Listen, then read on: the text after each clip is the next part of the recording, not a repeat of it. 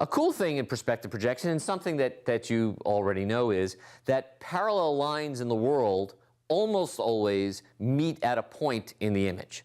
So here's an example of that's two parallel lines out on the ground plane, and they project to two lines in the image, and you can see that they meet at this point, sometimes called the vanishing point in the image. And the canonical example of that is always railroad tracks, where the tracks themselves all converge to some point. So we can sort of intuitively think about that, but what's really cool is you can see that directly from the mathematics of it. So let's think about what a line in 3 space is. So a line in 3 space can be parameterized by a single value, a single parameter. So in this case, we're going to use t. So we have x of t, y of t, and z of t, and the idea is as t changes from maybe minus infinity to infinity, or 0 to however you want to do it, you would move along that line. And a line in 3 space starts at some point in 3 space, I'm saying here x0, y0, z0, and then it's moved along some vector. So right now we're using the vector ABC. So a in the x direction, b in the y direction, c in the z direction, scaled by the value of t. So now let's take a look at where all the points on the line lie in the image plane. All right, so that's for every x, y, z, what's the x prime and y prime for the given t? Well, we learned that the equation of the projection from x, y, z to x prime is just fx over z, and for y it's just fy over z. So here we just substituted in the expressions from the other side in terms of t. So that's where all the points on the line go.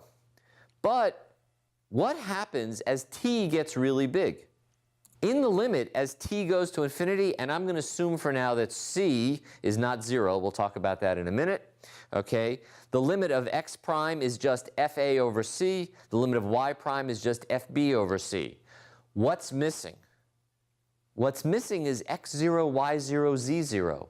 In other words, it doesn't matter which point in the world this line starts from. I could start from here, I can start from here, I can start from here. As long as the points are all moving in the direction ABC, they're all going to converge at this point in the image.